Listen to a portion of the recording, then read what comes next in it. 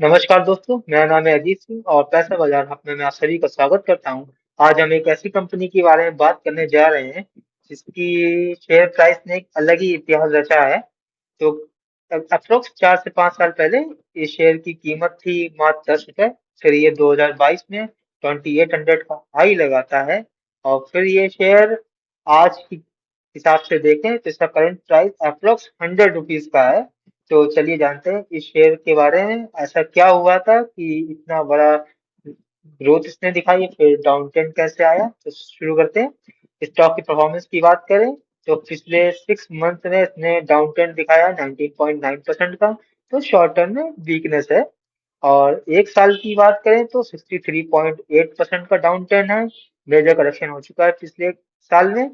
और 5 साल की हम बात करें तो 211.7% का रिटर्न है। तो लॉन्ग टर्म में अच्छा गेन दिखाया है। तो अभी रुक जाइए, फंडामेंटल देख लीजिए इस कंपनी के। ओवरव्यू की बात करें तो सेक्टर क्लाइमेट चेंज और कार्बन क्रेडिट सोल्यूशन पे काम करता है। इसका मेन काम है एडवाइस देना कार्बन क्रेडिट की ट्रेडिंग को लेकर, जिससे अब उसके क्लाइंट्स हैं वो कार्बन डाइऑक्साइड को रिड्यूस कर सके या कहें पॉल्यूशन को कम कर सके। तो ये कैसे काम करता है तो हम बताते हैं।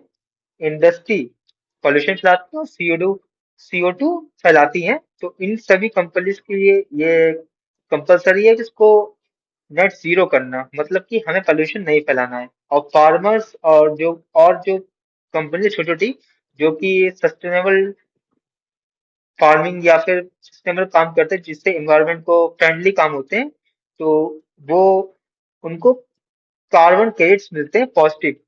तो और जो कंपनियां पॉल्यूशन फैलाती है इन सभी को क्रेडिट्स चाहिए होते हैं जिससे कि इन्वायरमेंट में बैलेंस बना रहे। तो इक्कीआई रोल करती है जनरेट करने में फार्मर्स की मोर क्रेडिट, और पोल्यूशन फैक्ट्रीज को अपना पोल्यूशन घटाने के लिए क्रेडिट चाहिए होते हैं। इन दोनों लोगों को ये मिलाती है, मतलब एक टाइप का एक्सचेंज की तरह काम करती है। अब हम की फाइनेंशियल मैट्रिक्स की बात करें तो करंट में क्या है।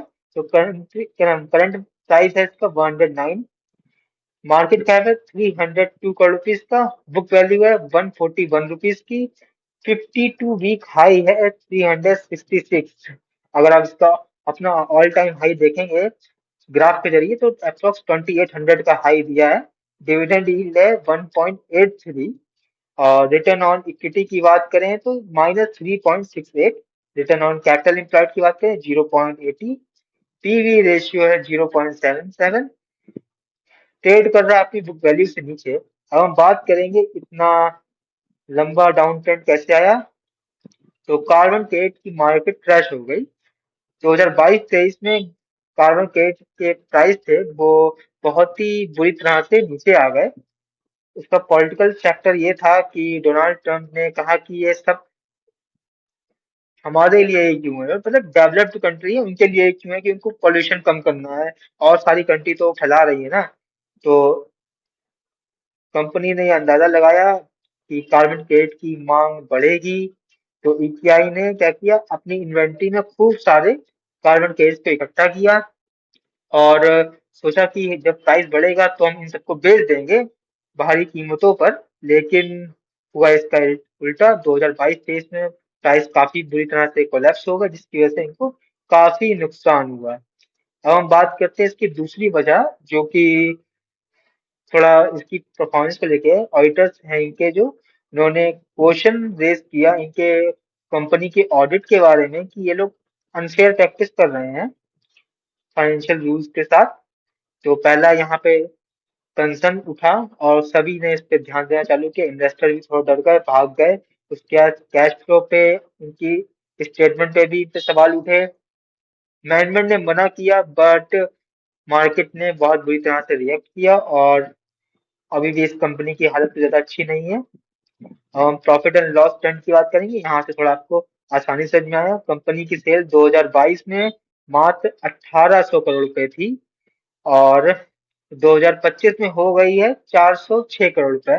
तो बहुत ही बुरी तरह से ये इनकी सेल्स गिरी है। नेट प्रॉफिट मार्जिन की बात करें 2022 में 29% था और अब आ गया है 1% से। नेट प्रॉफिट आप देख सकते हैं 383 करोड़ रुपीज का प्रॉफिट था 2022 में। अब है 1 CR का लॉस।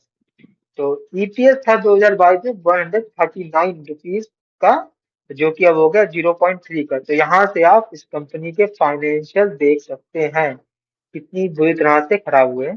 कंपनी की स्ट्रेंथ है यहाँ पे बस इतनी सी कि ये डेट फ्री कंपनी है और वैल्यूएशन काफी सस्ता है, 0.77 बुक वैल्यू पे ट्रेड कर रही है, तो अंडर वैल्यूड है। अब हम वीकनेस की बात करें इसकी, तो पुअर रिटर्न है 3 साल का एवरेज है। रिटर्न ऑन इक्विटी 1.88 CAGR, तो काफी वीक प्रॉफिटेबिलिटी है। Low interest coverage ratio, high boring cost है, high long term liability 91 crore rupees की कंटीजेंसी लाइबिलिटी है। तो बहुत बड़ा risk factor. Low quality earning, मतलब जो इनकी इनकम होती है उसमें 21.4% जो रेवेन्यू है वो इन्हें अदर इनकम से आता है, मतलब इनका सेल से भी नहीं आता है। प्रमोटर्स की होल्डिंग 7.39% से गिरी है पिछले 3 सालों में, तो एक नेगेटिव सिग्नल है। ये वीडियो सिर्फ और सिर्फ एजुकेशनल पर्पस के लिए है, कोई भी बाई सेल की रिकमेंडेशन नहीं है। जब भी आप निवेश करिए तो फंडामेंटल स्ट्रॉन्ग कंपनीज में करिए और एक बार उनके फाइनेंशियल्स को देख लीजिए कि एकदम उनकी सेल्स इंक्रीज हुई है, प्रॉफिट बहुत ज्यादा इंक्रीज हो गया है 200-300%। तो उसका रीजन क्या है? क्योंकि आपका जो मनी है वो बहुत कीमती है। Thank you.